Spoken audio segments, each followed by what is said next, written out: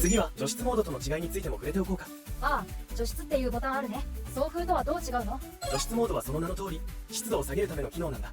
梅雨とか蒸し暑い日には湿気を取ることで部屋を快適にしてくれるよ。確かに、ジメジメしてるとエアコンつけたくなるもんね。ただ、送風と違って除湿モードはコンプレッサーが動くから電力をそれなりに使うんだよ。ってことは、電気代もちょっと高くなるってこと？除湿のやり方には2種類あってね。弱冷房除湿は軽く冷やしながら湿度を下げるから電力は少なめ。もう一つの再熱除湿は一度冷やした空気を再加熱して室温をキープしたまま湿度だけ下げる方法。これはちょっと電力が多めなんだ。